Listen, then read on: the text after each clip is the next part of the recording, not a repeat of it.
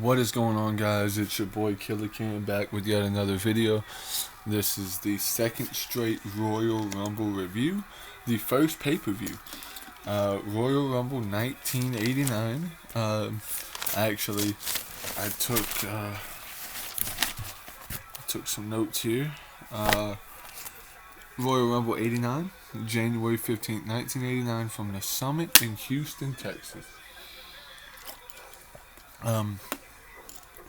Had two dark matches before the show. We had Jim Powers defeat Barry Horowitz, and we had Sam Houston defeat Steve Lombardi. Also, if y'all hear anything in the background, I'm currently watching the Royal Rumble match for Royal Rumble 1990. This has been a fun Rumble, looks like, so far, and I can't wait to get into that. That video should be coming up later tonight as well, whenever I get a chance.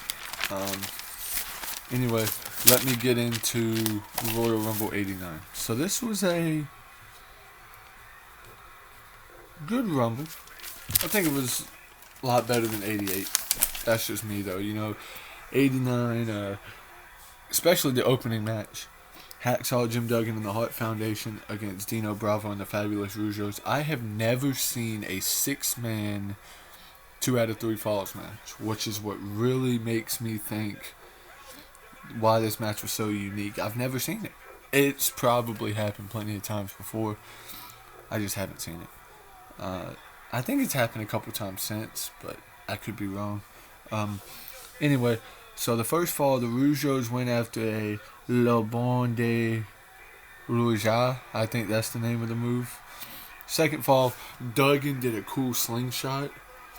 He slingshotted Bret Hart onto Raymond Rougeau. And then the third fall, Hart pinned Dino Bravo after Hacksaw hit him with a 2x4.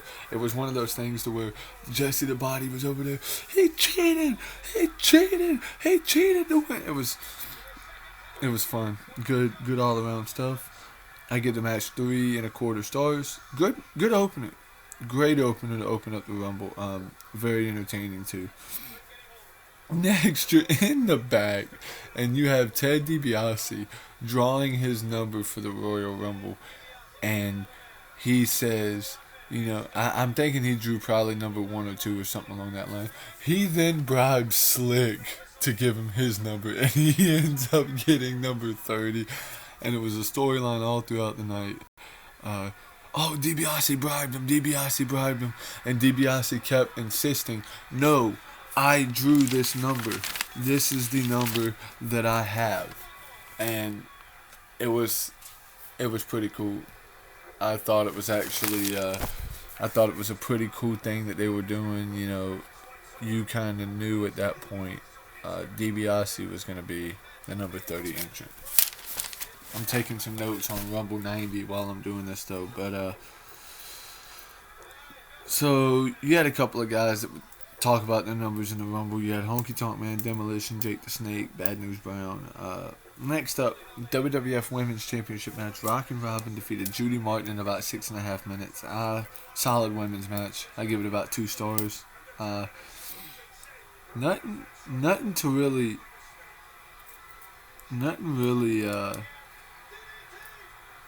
of note. It would actually be the last women's match, though. I did learn this. The last women's championship match for 10 years at the Rumble, which is pretty cool to kind of think here. Sean Mooney had an interview with Slick where Slick was like, he was back there with Akeem and Big Boss Man, and he was like, nah, man, I don't know what you're talking about. I ain't do nothing with DiBiase. And he was playing it off. It was a whole big cool thing. I liked it. Also, for these next upcoming Rumble reviews, what I might do is you might hear my voice, but I might do the Rumble poster, so that way, it might be a little bit easier for me to record. I could just do the voiceover, and I'll probably just show the poster. So I'm going to try it that way too. I want y'all to tell me which way y'all like better. But, yeah. And then you had the super pose down between the Ultimate Warrior against Rick Rude. The fans were all behind Warrior, so you knew Warrior was going to win this pose down. Anyway, both of these guys were just over. Both of these guys were over there. I have the better physique. Then this guy was like, no, I have the better physique. And then I have the better physique. It was, the whole big thing was a big bad mess. And it was great. I liked it. It was great. And Rick Rude got mad and then hit and choked out the Ultimate Warrior with a pipe. Then you had Elizabeth and Randy Savage kind of had an interview as far as with the Mega Powers and how Hogan was going to be out of the way or whatever. Next up was a match I had to fetch on the network because on the DVD I have, it does not have this match. It was King Haku defeated Harley Race 9 minutes. Good match. Harley Race's last match in the WWF. So naturally, he put King Haku over. This was kind of for the likeness of the King of the Ring. So in a way, it was like a King of the Ring match. But it was a good match. Like I said, I give it 2.5 stars. Next up, we have the Royal Rumble match, which I'm going to give 3.5 stars. I'm going to briefly talk about some of the spots in the Rumble. Hogan had 10 eliminations, which was absolutely dominant. It was a record that would stand for a while. You had Axe and Smash were number 2. That was pretty funny, 1 and 2.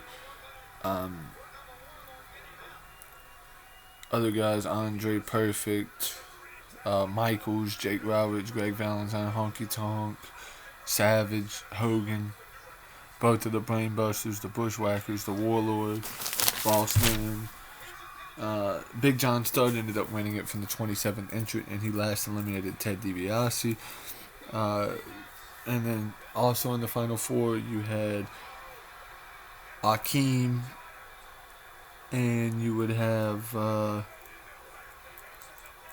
Rick the Martyr Martel. All good. Great Rumble, I thought. Decent Royal Rumble. A little bit better than 88. I mean, the 88 one is still good. This one was the first one to have 30 minutes instead of 20. And back then, they just did the Rumble for bragging rights. And I like how they kind of set it up for a story. Like, you knew the Macho Man. No, looking back now, you know Macho Man ended up facing Hogan and ended up turning on Hogan. They would wrestle at Mania 5. But it was very interesting to kind of see the seeds that the WWF were planting. They were kind of saying, is Macho going to turn? Is he not? Is Savage going to turn heel? Is he not? And he actually did an interview after the Rumble match where he said him and Hogan were still cool. And I actually thought this was the heel turn where he was coming in and doing whatever. But I think that was a little bit later on Saturday night's main event. So regardless, the way they had it set up, you kind of knew that it might not make it to Mania, which was a great way for them to kind of set it up. I thought it was a fantastic setup to WrestleMania 5. You'd have quite a couple of things. Also, Andre eliminating himself with the snake. You knew that Jake Roberts would end up facing Andre at Mania 5. So yeah, you'd have that going for it as well, which I'll get to in the Mania retrospective when come March and April. I'll start that, and I'm gonna maybe try to start doing that late February, all through March, some in April too. That's what I'm gonna try to do. Is do that. Watch all of the Manias. It's gonna be brutal, but some of them I'm not looking forward to. But yeah. Anyway, when Royal Rumble 1990 gets wrapped up, I'll get a review on the channel for you guys. Expect a review later on tonight. As always, much love to all of you guys. Make sure to like the video, comment, subscribe, turn on post notifications. Anything that you can do to help this channel grow will be better. I'm in the process of trying to get a better camera. right now I don't really have the money and everything, so I'm trying to get a better camera and trying to improve and get better quality for you guys best possible way I know how.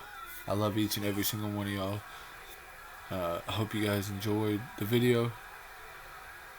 Your boy Killer Cam is out. Peace.